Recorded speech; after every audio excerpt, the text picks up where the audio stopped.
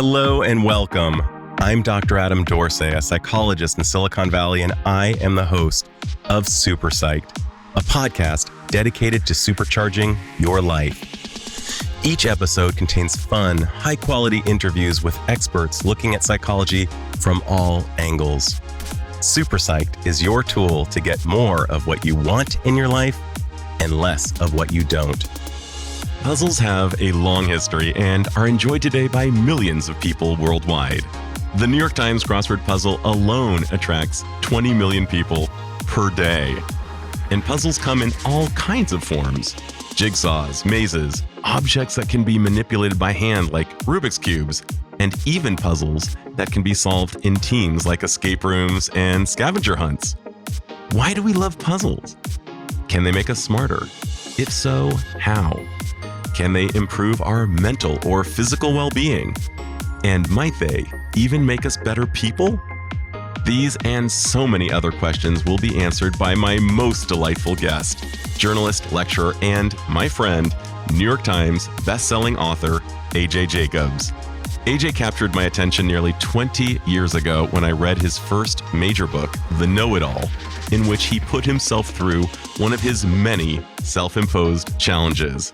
That time, he read the entire 33,000-page Encyclopedia Britannica in 1 year and wrote about his insights. Subsequently, as a human guinea pig, he has put himself through all types of experiments. As a result, he has become one of the most creative thinkers I have ever met. What's more, he has the gift of being able to write intellectually stimulating and simultaneously hilarious material. His latest book, The Puzzler, one man's quest to solve the most baffling puzzles ever, from crosswords to jigsaws to the meaning of life. I absolutely loved this book. In it, AJ went deep into more than a dozen different types of puzzles, learning their history and writing about the challenges and insights he encountered. AJ has been consistently lauded by literary critics, thought leaders, comedians, and people from all walks of life. Gretchen Rubin, who is the author of The Happiness Project, described her experience reading the books in words that really resonated with me, saying, "Even though I've never attempted the New York Times crossword puzzle or solved the Rubik's Cube, I couldn't put down The Puzzler." Exactly how I felt. This is AJ's second visit to the SuperPsyched podcast, and I am over the moon delighted to host him and for you, dear listener, to be the beneficiary of this extraordinary man's heart and brain. So listen in as AJ and I have a lively conversation about puzzling. AJ Jacobs, a hearty welcome back to SuperPsyched. I am so excited to be here. I am thrilled. I'm a big fan because one of the few highlights of the pandemic last couple of years is that I got to know you and became friends with you. So thank you. I know that you don't have a lot of repeat guests, so I'm particularly honored to be back. Yeah. Not the first, but I know I'm one of the first. You are the second. So Take it. Silver medal.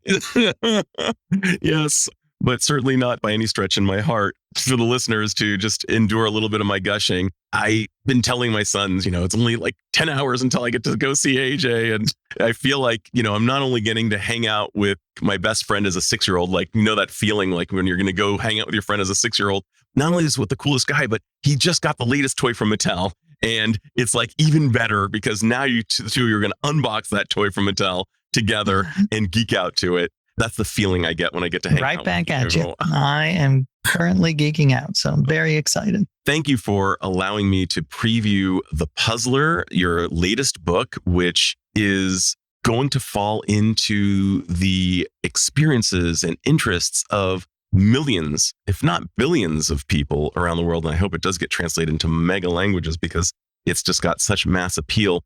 You've unpacked our obsession with puzzles themselves and the people who do them and everything in between. You really cover the entire spectrum. Not only did you talk about the history of puzzles and the psychology of puzzles and what are the physiological and psychological benefits, but you even include puzzles within your book, and you describe multiple puzzles before we even get into the whole puzzling thing, let's just talk for a second about some of your past pursuits, and then we're going to get into puzzling. Just what have been some of the wacky dragons you've slayed over the years in terms of like challenges you've put upon yourself? I don't know if I slayed any. I try to befriend the dragons and have an experience with them. But one of my first books was called The Year of Living Biblically, where I tried to live by all the rules of the Bible as literally as possible. So the 10 Commandments, of course, but the Bible says, as you know, you can't shave the corners of your beard. I didn't know where the corners were, so you just let the whole thing grow. I avoided wearing clothes made of mixed fabrics. So the whole thing, that was an enormous adventure that drove my wife crazy, but was fascinating. And then last time I was here, I spoke a bit about my last book was called Thanks 1,000, where I went around the world and I thanked anyone who had even the smallest role in making my morning cup of coffee. And that turned out to be a huge number of people, because you take for granted how much one small thing requires. So you've got the barista, of course. I thanked her, and I went to South America and thanked the coffee farmer. But there's also the guy who drives the beans to the coffee roaster, and the people who made the truck for him, and the people who made the tires, and the people who made the rubber for the tires. And it just goes on, just to show you how all interconnected we are. Oh, I love that one. And what's really funny about that book, folks, in addition to it being a great meditation on all of the things we take for granted, that appeared to have been the byproduct of a conversation you had with one of your sons when you were thanking someone in their absence. And I believe your son basically rightfully said, well, they can't hear you. That was it. Exactly. I was saying a prayer, a secular prayer before a meal, where I said, I just want to thank the farmer who grew the tomato for the spaghetti, and the woman at the grocery who sold it to me. And as you say, my son, who was 12 at the time, he said, yeah, that's fine, I guess, but why don't you go and thank him for real? And I said, that is a good idea. And because, as you've discussed on your show many times, the gratitude, when it's best, it's always good, but when it's best, it's the two-way street. So it's sort of a virtuous circle. You're thanking that other person, they're feeling good, you're feeling good. And it just is a positive feedback loop. I love it. And it's funny, I just learned a term this morning. The opposite of Schadenfreude is apparently Freudenfreude, which is sharing. Schadenfreude, for those of you who aren't familiar, it's taking pleasure in another person's pain. Freudenfreude is taking pleasure in another person's pleasure. And there is something so powerful about that exchange when you thank somebody who's living and sentient and can really download the goodness of the message and give you a receipt back saying, I got that message of thanks. I love that phrase. I never heard it, that term, Freudenfreude. I'm going to start using it. It's going to be up there. There's another term I love called pronoia, which we may have talked about. The opposite of paranoia. Exactly. Tell me about it. Well, it's the idea that secretly people are trying to help you instead of trying to plot against you. And I think that, sometimes it's true. Sometimes people are out there looking out for you. And it's certainly a healthier way to go about your life than paranoia. Absolutely. And you are a New Yorker. You're a skeptic by nature. You have identified kind of congruous with the Native American tradition of the two wolves. We can feed, either a good wolf or a bad wolf. And you kind of refer to them as Larry David and Mr. Rogers. So lest anybody think AJ is merely just sunny side up, he is also own your Larry David side. I do. Or Eeyore and Tigger is sometimes how I think of it as well. So yeah, I certainly contain both. I think most people do. So it's all about trying to feed the Mr. Rogers. Right. So pronoia, it was something that I imagine followed many, many hours of paranoia. And you are a living example of what I call, cognitive flexibility, which is a hallmark of psychological wellness, the ability to stretch one's brain, which really lends itself to the topic at hand. What a perfect way to bring on cognitive flexibility, because you have to think and think again and think again and think again and tolerate a lot of frustration. Let's talk about the puzzles and how that became so important to you that you said, yeah, that's my next hill. Rather than dragons to slay, that's my next hill to climb and enjoy. How did you decide that? Well, first of all, I love that you bring up flexibility because that was one of the really big, deep lessons of this is how important it is to have a flexible mind. There's a phrase I like is loosely held beliefs. So I just love that. There's deep-seated beliefs are fine, I suppose. But to me, shallow-seated beliefs are good because you've got to be flexible when you're presented with something. But anyway, to your question, I have always loved puzzles. I've been an addict since I was a kid. I drew mazes, pencil mazes as a kid. I did crosswords. And I never thought about writing a book about them, which is weird. I don't know why. But I was in the middle of another book that I was writing, and I was kind of miserable. And I said, I don't know if this book is working. And so I said, well, what if I actually wrote about what I love, which is puzzles? And then I can explore, are all of these hundreds of hours I spent on puzzles, are they a waste of time? Or are they teaching me deeper lessons and making me a better person? Not shockingly, I came to the conclusion that it's the latter, which may be a rationalization, but I truly believe it. I truly believe puzzles have made me better. So I had the joy of spending the last 2 years just neck deep in puzzles and visiting puzzlers and struggling with the greatest puzzles of all time and talking to scientists. And it was a wild experience. So you had the wisdom to quit the other thing that wasn't working. And I'm not even going to use the word pivot because I was disabused of the idea of using that word. You quit the other thing and doubled down on something that would give you joy. And it sounds like it has given you joy. Like this was the right choice to make. Yeah, you're nodding. You unpack various types of puzzles. Let's quickly just go down the categories of puzzles. And then I'm going to ask you about the benefits. But what were some of the categories of puzzles that you tackled? Puzzles it's a very wide-ranging word. To me, it just means something that is a mystery that you can solve using out-of-the-box thinking that tests our flexibility. And we're surrounded by real-life puzzles like who should we marry or what should we have for dinner? But I covered such things as crossword puzzles, my true love, Rubik's Cube, rebuses, math puzzles, Sudoku mazes, riddles, chess puzzles, just anything I could get my hands on.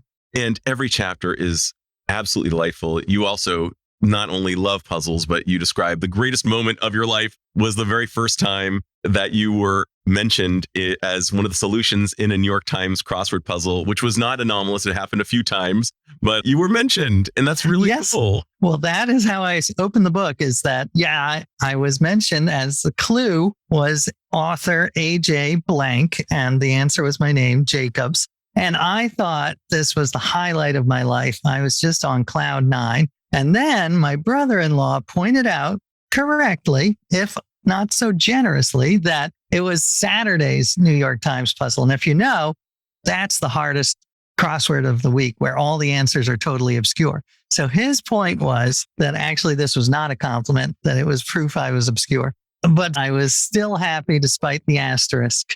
And I kept doing the puzzles, hoping to show up again. And I actually eventually did. A friend of mine did me a favor and put me in the Tuesday crossword puzzle, which I don't belong in. That's where Biden or Clooney belong, not me. But I was happy to be there. Well, Clooney did rub your shoulders once, so good memory. So I mean, it's not too big of a stretch. Very cool, by the way, to get a bro massage from George Clooney himself. But for another time, perhaps. But folks, seriously, the Dos Equis guy has got nothing on AJ Jacobs. AJ Jacobs is the most fascinating man on earth. I stand by that idea. So let's talk about how do we become better people by being engaged puzzlers? Well, to me, puzzles teach us so many lessons. I mean, first of all, they're fun. And not everyone finds them fun. But I think if you give it a shot, even if you're not a puzzler, there are going to be genres of puzzles that you're going to love. Because it's the classic, you're presented with a mystery and you solve it and you get that aha moment, you get that dopamine rush. So I am a big fan, but I think that they are more profound than that in that, one, they teach us flexible thinking, just like you said, to look beyond the surface. The best puzzles require cooperation, so they bring families together. I went to the Jigsaw Puzzle Championship in Spain. We can talk about that, but with my kids, and That was a joy. But then they are all about curiosity. And that's one of the things I love about your show, Adam, is that you are one of the most curious people I know. And curiosity to me, up there with gratitude, is one of the greatest qualities that we can have and cultivate. And to me, that's what is at the heart of puzzles, is curiosity. And I think if we can apply more curiosity to our lives and see the world as a puzzle, there's a phrase that I heard. It was not from you, it was from another psychologist. So I got to give him, there are other good psychologists out there, but he said when he was giving parenting advice, he said, don't get furious, get curious. Get curious. Why is your kid throwing a tantrum? What is behind it? What can we do to solve it?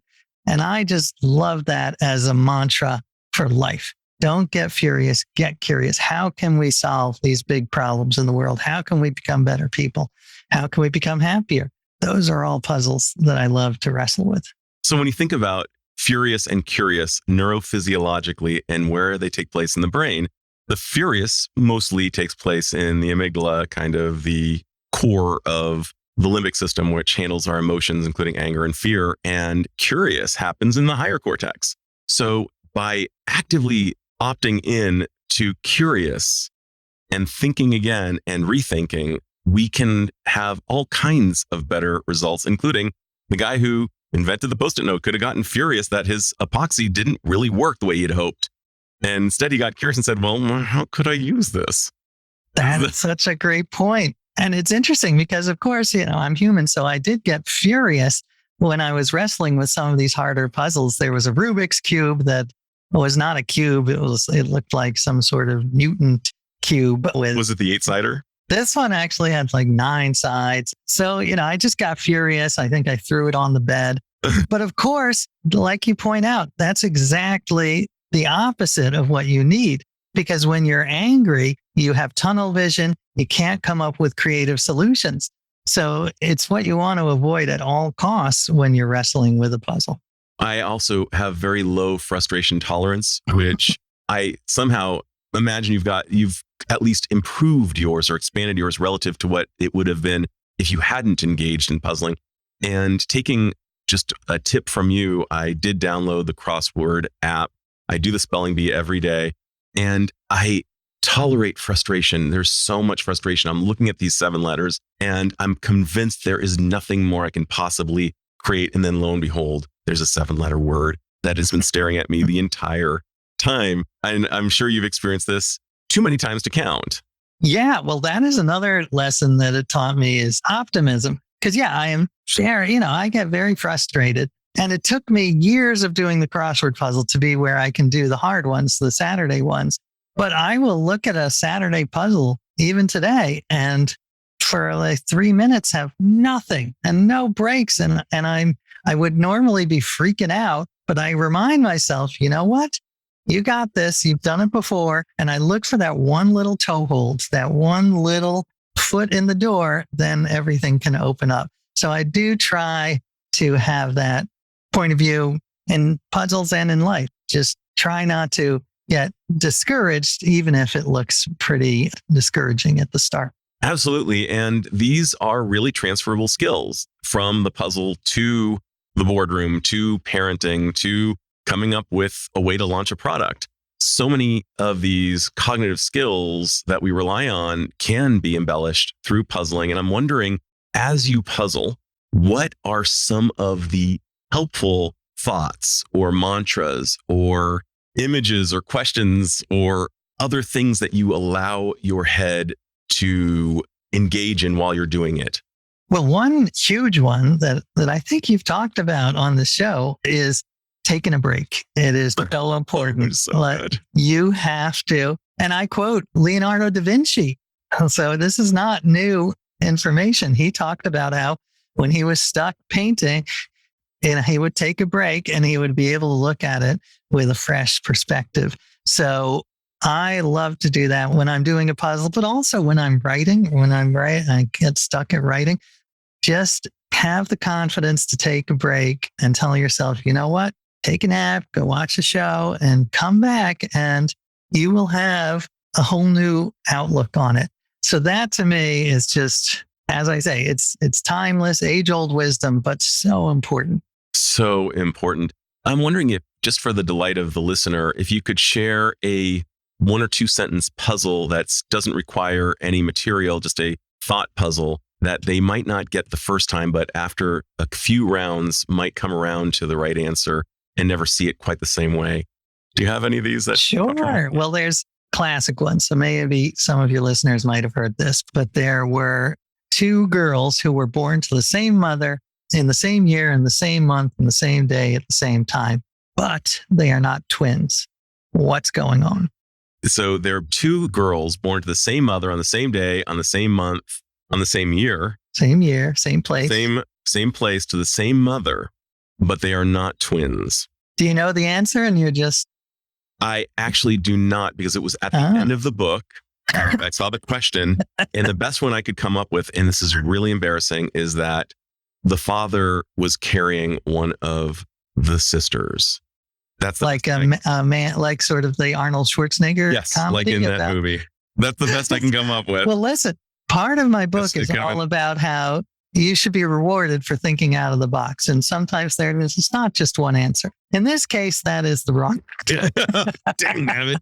It could have been the mother's egg, and it could have gestated inside the father. But okay, what's the answer to this? Well, the answer is they are not twins. They are triplets. They are God. They or quadruplets. That's higher. Yes. You're basically falling into an assumption. When you hear 2 people, you figure, oh, well, there can't be another sister. So part of puzzling is all about questioning the assumptions and looking at the language really carefully, which is also a hugely important skill because we can get fooled by language so easily. And what that also does is it challenges something that can actually be lionized today, but it's actually something that's so dangerous, and that is overconfidence. And I'm guessing you're familiar with the Dunning-Kruger bias, this idea. Oh, sure. Do you want to share what that looks like and how it's relevant to puzzling? Well, you know it better than me, but basically, I think it's overconfidence, and it's more like the idea of I know this, even though I actually don't.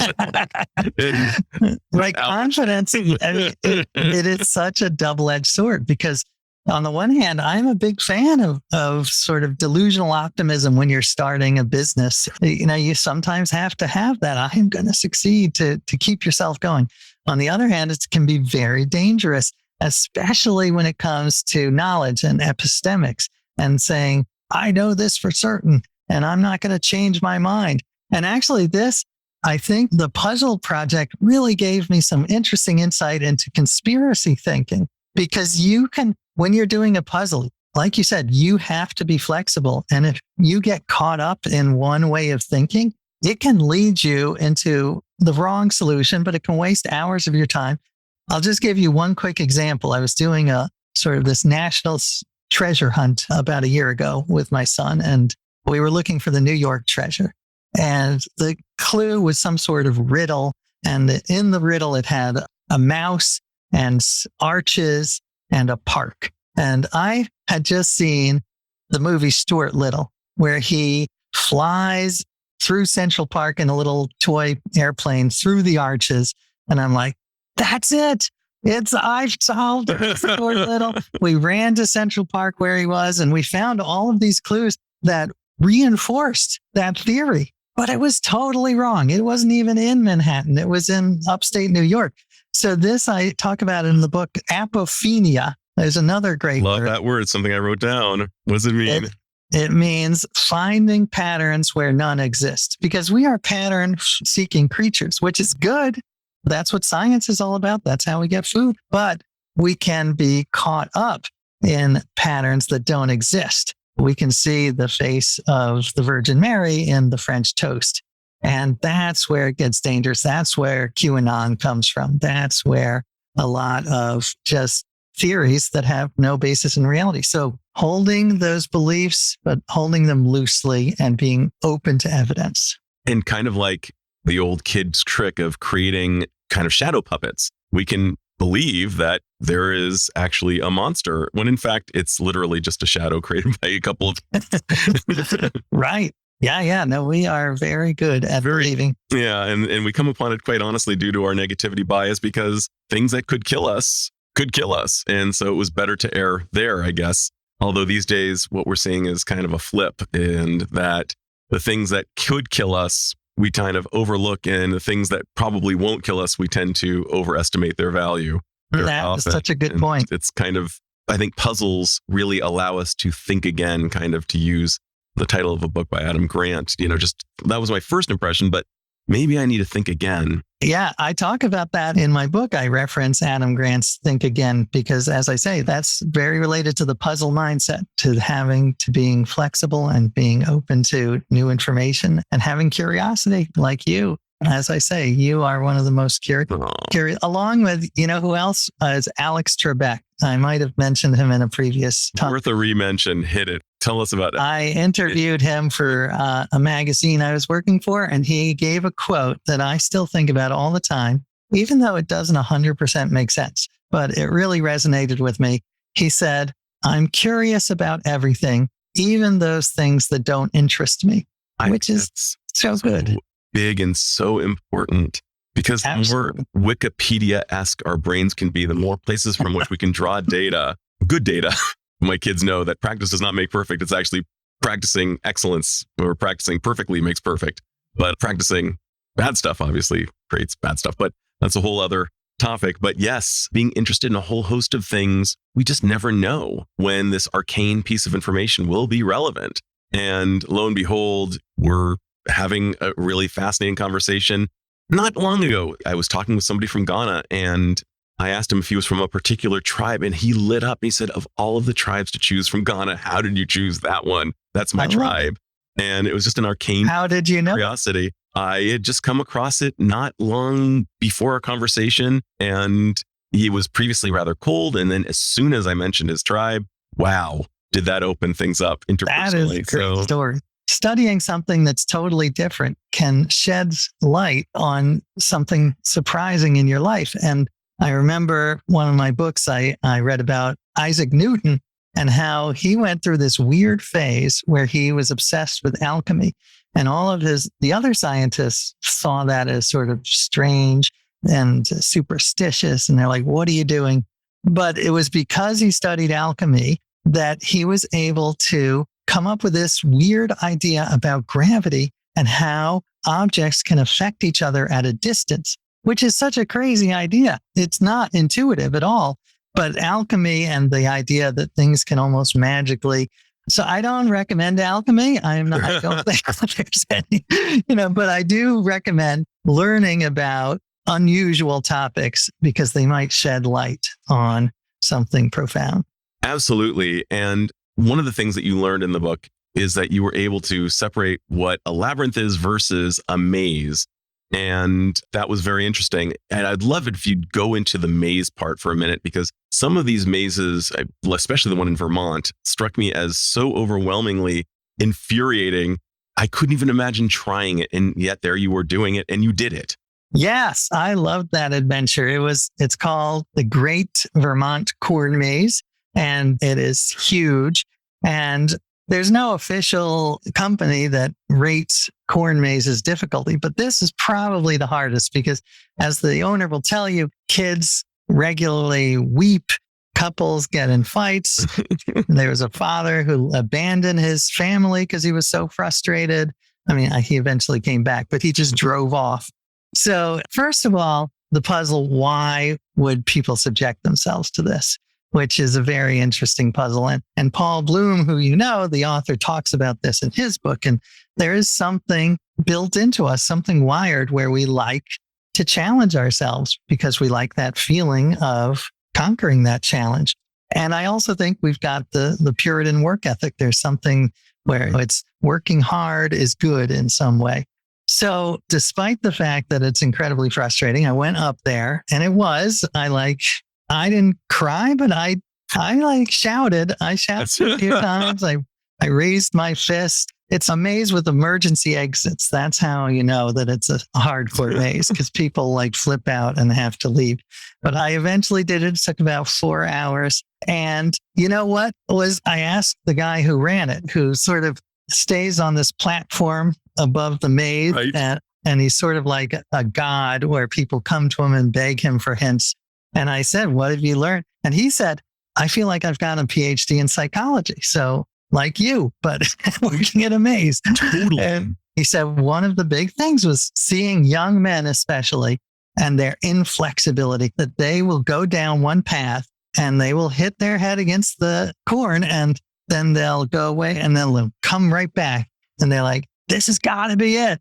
And of course it isn't. So it is hilarious. Yet I think being a former young man myself and being so sure of my opinions, I think that is something that I'm hoping that my kids will avoid. I'm doing everything I can. So one of the things that you're hoping to do is you're trying to model healthy frustration tolerance and the willingness to hang in there and be Rocky Balboa, go the 15 rounds with Apollo. Exactly. Even if you're bloodied. Well, you know what? One of my favorite examples of grit is, I don't know if Angela Duckworth knows about this. I should send her an email, but there's a famous unsolved puzzle at the headquarters of the CIA. And I went there. It took me months to get permission to go, but I actually got into the CIA headquarters. And it's this large sculpture made of metal covered with letters, with seemingly random letters. But it's a code. It's a secret code. Part of the code has been cracked, so people know, and it seems to be instructions to a buried treasure, possibly on the CIA grounds. But the last section of the code has not been cracked, and people have been working on it for 30 years. No one has cracked, not even the CIA. But I am on this online community where I get emails every day, people proposing new theories, and 30 years. That is some grit. So, when I give up on a math problem I'm helping with my kid, after 2 minutes, I try to remind them and remind me, hey, there's some people who have been working for 30 years on a puzzle. Maybe we should give this another few minutes. Oh, that is jaw-dropping. Just wow. I love that story. So one of the impossible tasks you gave me was to tell you if any of the chapters bored me. And unfortunately, the answer was no, I couldn't give you anything. They were all great. One of the most delightful chapters, though, was when you had decided to represent the United States among 120 countries in Spain and bring your family along to be part of the jigsaw puzzling competition.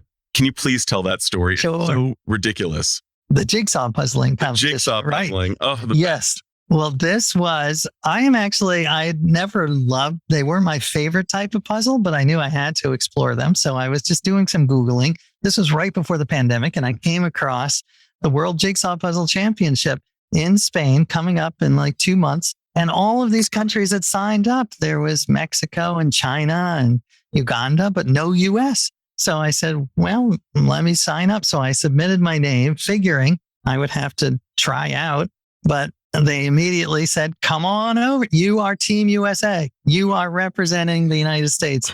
Get 3 teammates. So I asked my wife and kids to do their patriotic duty. And we flew over there, and it was hilarious and fascinating and somewhat humiliating, but in a good way, because we get there and you have 8 hours inside this stadium to put together 4 big jigsaw puzzles. And we had been practicing, but these people who had come from all over the world were on another level. Because they had been doing it for years, several hours a day. And it was remarkable to watch their hands just flying. And the Russian team was the ones that took it, and they are a force of nature. And I talk in the book about how I befriended the Russian team. And I actually mentioned that I don't like Putin and his policies, but this was such a nice personal one-to-one jigsaw diplomacy, I call it, where you can realize these people are humans. But anyway, there were so many fun parts to that, meeting the people, seeing the obsession, seeing the jigsaw piece tattoos and the jigsaw cookies that everyone baked and were handing around. But one of my favorite lessons was I got advice from great jigsaw puzzlers. And first of all, again, flexibility. You don't always want to start with the edges. Sometimes if the colors are very vibrant, you should start with the colors. But I also loved the idea when you're faced with the sky or the ocean, those are the nightmare of jigsaw puzzlers, right? But the key is that they're never exactly the same color. The sky changes color. It gets either lighter or darker. And so you've got to look for the subtleties. And I tried to give that as a little life lesson to my kids and say, see, there's nothing that's black and white. Everything is shades of gray, and studying the subtleties is where will you make the big breakthroughs. I don't know if that sunk in, but for me, it was just a lovely metaphor. Always look for the shades instead of lumping everything together. That's absolutely brilliant. And one of the other great insights you appear to have had is that when people are able to externalize a problem and see it like a puzzle, even if it's a conflict, that they're able to get more creative. And to your point, there would probably be fewer political issues between parties, between nations, between heads of state, if we could externalize a problem and say, this is not you, this is not me. Let's get creative together. Let's get curious together. Let's stop being furious at each other. Let's problem solve. I love the way you say that. Better than I would say it. When I'm either reading the news or if I'm talking to someone from the other side of the political spectrum, then I try to see it as a puzzle, because it's very easy to get angry. I say, what is the reason? What is the puzzle behind why they believe what they believe? And what is the solution? Is there anything I can say? Is there anything that I maybe need to shift my perspective on? And to me, yeah, that is much more likely to cause a change of mind than berating them or just listing off facts. Because, yeah, the facts that's not always the best way to convince someone. If it's so deep in their identity, then just presenting them with the facts may not be enough. You have to look for other ways. You have to solve that puzzle other ways. Yeah. And I think about some of the greats. Like, I love the BBC show starring Benedict Cumberbatch, Sherlock. It's just, he is a guy who thinks this way. He thinks like a puzzler, and he looks at it, like, gets so delighted. He becomes so alive. And you shared the algorithm presented by a Japanese puzzler of the question mark to the arrow to the exclamation point. Could you explain what that means? Yes, I love this. This was like the 3-symbol version of my book. And it was when I went to meet a man who is called the godfather of Sudoku, a Japanese man who sort of discovered Sudoku and brought it to prominence, who recently died, unfortunately, but a lovely man. And he was all about the joy of puzzles. And so he said puzzles can be represented with the beginning, a question mark. So the initial bafflement, the arrow, the sort of forward facing arrow, which is all about like trying to figure out what's going on. And then the exclamation point, which is the aha moment. It all makes sense now. But he says one key is you've got to enjoy that arrow. It can't be all about the exclamation point. It's the same as you got to love the journey, not just the destination. First of all, it's kind of Buddhist. I think that's so true. And it actually inspired me. Part of the book, I design a puzzle that is technically the hardest puzzle ever created, or at least the most time consuming, because the idea is you have to take a metal rod out of this wooden structure, but to do it, you have to turn pegs, and it's structured in such a way it would take you 1 decillion moves to do. And if you did it 1 move per second, the universe would probably end before you finish. And part of what I love about it is that it is embracing this arrow. It's this meditative aspect of puzzles where it's just enjoying the process.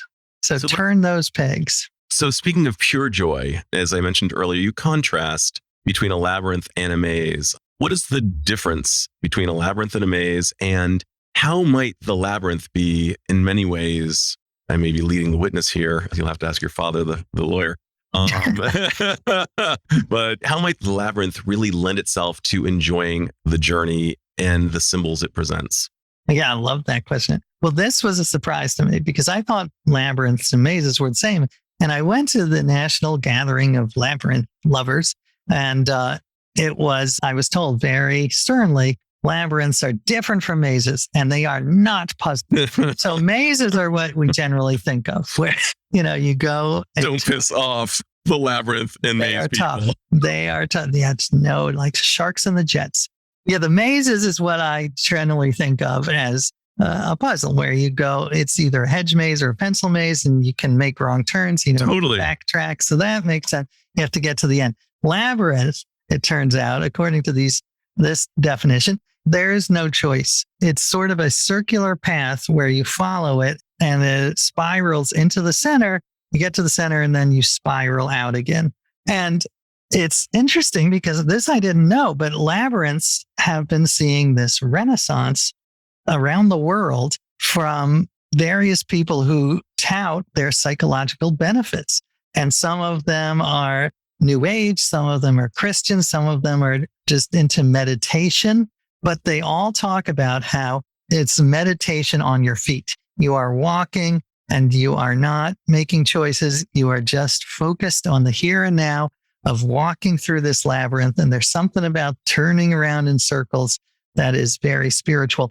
I didn't have like an intense revelation, but I did find it very relaxing to walk these labyrinths and have this mindfulness and feel the grass beneath my feet. So I am not a super fan of labyrinths, but I can see their appeal.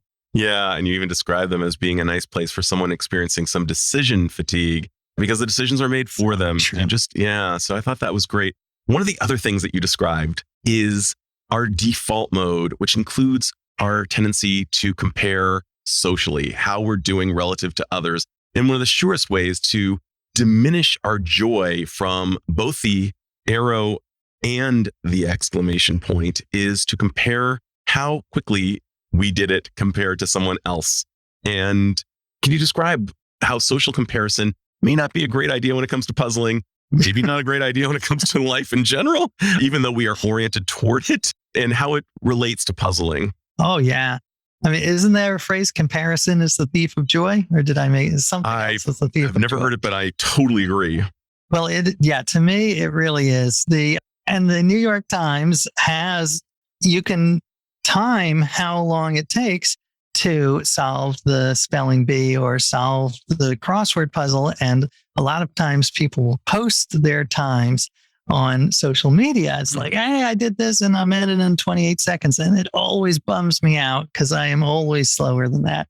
But I do try to remind myself that's totally not the point. That is just ridiculous. This should be all about joy. It should be all about cooperation. I think is more fun when you're doing puzzles. Do it with someone else. Don't use it as this boastful, I am the fastest one alive. So I am definitely on the side of embracing the journey side of puzzling as opposed to showing off how brilliant I am. One of the psychologists I talked to said there's sort of the peacock tail version of puzzles where you're just showing off like how great you are. Look how smart I am. And actually, this was funny. I spent a lot of time at escape rooms, which I love. At many escape rooms, not just one that I talked to, but they have a guy that comes every week or two on a first date and pretends that he's never been there. He's using it to show off how smart he is so that the woman will be like, oh, semaphore and Morse code. Oh, wow. I want to go out with you. I mean, that is just to me it's just an immoral use of puzzle. Oh, gosh. I mean, for those of you familiar with Star Wars, that is not Jedi mindset. That is more of a Sith mindset. That is using great technology for evil. And can I speak for both of us? We both say we do not condone this. We do not condone it. Yes, that is a bad use of an escape room. It really is. And it's manipulating and puffing oneself up. And I think it's actually more, to me, I like someone better when they are vulnerable and they say, oh, I'm totally overwhelmed. I don't understand this. I mean, that to me is much more charming than someone who's a know-it-all and says, oh, I solved this in 30 seconds and you are dumb for not catching on faster. Well, hopefully my stock rose when I wasn't able to answer the twins question. Very charming. Very delightful. It was kind of like in The Little Prince where the child draws, I believe it's a man it's actually an elephant stuck in a snake and somebody says it's a hat. And it's like, no, I remember that. And Sir Kenneth Robinson, in his brilliant TED Talk says, that a girl was drawing. The teacher said, "What are you drawing?" And she said, "I'm drawing God." And the teacher said, "Nobody knows what God looks like." And the girl said, "After I'm done drawing, they will." And I thought that was great. Let's go to the Rubik's Cube, though, because I must have felt like Rip Van Winkle waking up, 20 years after the 80s and seeing this resurgence of this thing that I never thought would make a comeback, of all the things to make a comeback. And yet you cited, I believe, a statistic that perhaps 450 million units. Yes, that is approximately, that's making it one of the best-selling toys of all time. And I have to say, as a kid, when it first came out, I solved one side and I thought that I was doing okay. And then I saw on TV these geniuses who would solve it in 30 seconds. And I just got discouraged, which I know I shouldn't have. But so for this project, I dived back in and I was finally able to solve a Rubik's Cube for the first time. But I just loved embedding myself in the Rubik's community because it is huge and wild and weird. The world record is about 3.5 seconds. Some kid, I think he was in his teens, solved it in 3.5 seconds in a competition. I also love the creativity because, as I said, they're not just Rubik's Cubes. There are hundreds of spin-offs of Rubik's Cubes of all shapes and sizes. And I interviewed the man who designed the biggest Rubik's Cube, the most complex Rubik's Cube, which is instead of 3 rows, it's got 33 rows. So it would take hundreds of hours to solve. But what I love is that I think it does teach some good values, including, I have to look it up, but I'm pretty sure it's 4 quintillion possible arrangements of the Rubik's Cube, which is mind-boggling. We can't even comprehend how big that is, more than the grains of sand on Earth. So quintillion is the one after quadrillion. So that is after trillion. So that would be how many? I think it's 18 zeros. I can look it up. A lot of zeros. It's crazy. So that many possibilities with this apparatus. And to me, I love that. I mean, it instills in me this sense of wonder and awe. And the fact that kids, as young as 5 years old, can take those quintillion possibilities and solve them into the one correct answer. And to me, that is just an inspiring little feat. So one of the great people I've known is a science teacher by the name of Mr. Davis. And he said something that was consistent with your book, that constraints are actually great. And you seem to find that to be the case as well. Can you talk about constraints and why they are so useful? Oh, yeah. His name is Mr. Davis? His nickname was Tito, Trevor Davis. He's a middle school science teacher, now a high school science teacher. But he was my son's middle school teacher, and he was brilliant. I agree 100% with Mr. Davis. There have been many famous people who have said this over the centuries that, constraints lead to creativity. When you're faced with a blank page, it's just so overwhelming. But if you tell someone, write a story from an elephant's point of view, then you start to be able to have a little more constraint. It's weird that you bring this up because just today I was asked to write an essay for a writing magazine, and my essay is all about how I love constraints, the joy of constraints. I could never write a book where I just sort of ramble on without a really tight structure. So in this book, the structure is 15 different types of puzzles. In my book about thanking everyone, one chapter was about thanking all the people who made the cup. One was about all the people who transported the beans and coffee. So I do love constraints for creativity, but also for happiness. I think that having some sort of structure in your life is good. And you know better than I, the paradox of choice, that when you have too many choices, then we are not as happy. And I would love to interview Slash, the guitarist for Guns N' Roses, who reportedly has about $2 million worth of guitars in the shape of 100 different guitars. For me, anyway, even if I was as good of a guitarist as Slash, I think that'd be too many guitars to really love. Jimmy Page famously had his one guitar that he, played. That was like his Les Paul, the one. And I'm guessing Slash probably has just a few. But I'd love to know, how do you relate to so many guitars? Does it diminish the joy? Does it enhance the joy? Because for me, I have one wristwatch and I adore it. And constraints have similarly been a real blessing in my life. I'm a person who generally, given my personality style, don't like constraints in theory. And yet I've found such joy of dancing within them, just like you did, writing the story from the elephant's perspective. And to just further embellish, it doesn't diminish creativity whatsoever. When you wrote The Know-It-All, which is how I actually met you, the book in which you read all 33,000 ginormous pages of tiny text of the Encyclopedia Britannica, you somehow managed to go back to your alma mater high school and get schooled by the kids there. You managed to go on to Regis and try Who Wants to Be a Millionaire to see if that stuff would actually help you on the show. And your brother-in-law did not show up for you this time. Excellent memory. Oh my gosh. And by the way, folks, just a little aside here. One of the things that I've come across in the literature is that reading something at least a little bit funny before going to bed is a good idea. I sleep with your books. I reread them sometimes because I find that after 5 to 10 years of not having read one of them, revisiting it, and it's a great way to unwind. The only danger is, of course, I may start laughing hysterically and my wife could wake up. So there should be a Surgeon General warning on the books themselves saying may awaken sleeping partners. But that being said, your books really have that sweet spot of providing so much pleasure, creativity within the constraints, so much joy and mirth and learning. Well, thank you. That is wonderful. And by the way, you had told me that you try to read humorous books before going to bed, and you changed my life because I started to do it, and it is so much better than reading something that'll just get me all worked up.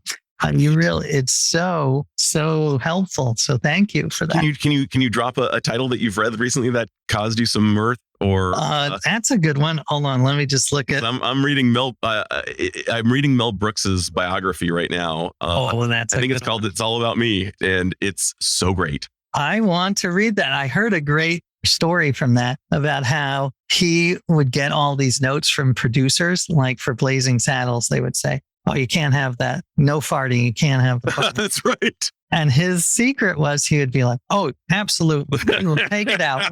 That is out." And then he just ignored them. And then they forgot about it. Totally. That became the most memorable scene in the movie. Well, this one I'm reading, it's not strictly humor, but it's very fun. The writing is very funny, and it's called Bugged. And it's about a man who just did a deep dive into insects. And there are astounding facts such as, for every human on Earth, there are 1.4 billion insects. Oh, come on. It's in there, and I double checked it, and it's true. We live in an insects world. We are vastly outnumbered. I still am not a fan. I don't want them in my house.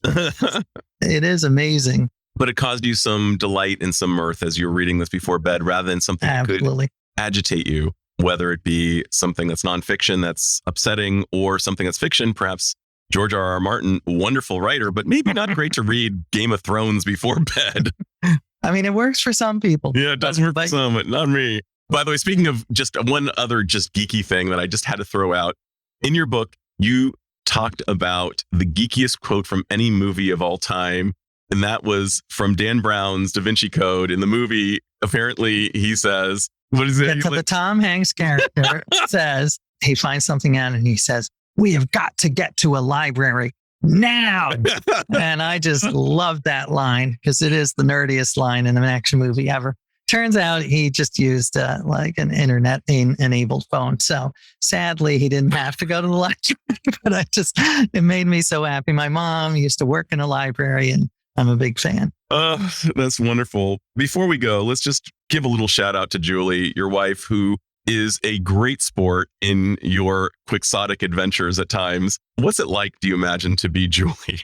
Well, it's got its good and bad. I think she's amazing. And she gets tons of letters from readers saying, thank you for putting up with that.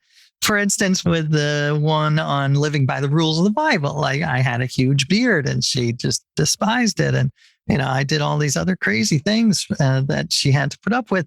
This one, I think she enjoyed much more than others. She came with me to Spain and she was a real trooper. She did something that I've never seen her do. It was an 8-hour jigsaw puzzle tournament, and She said, I'm not going to go to the bathroom once. I'm not going to drink water. I'm just going to focus. And I was so impressed because never before. I can't imagine not going to the bathroom for 8 hours, by the way. It's hardcore. That's hardcore. I think I did, and she didn't.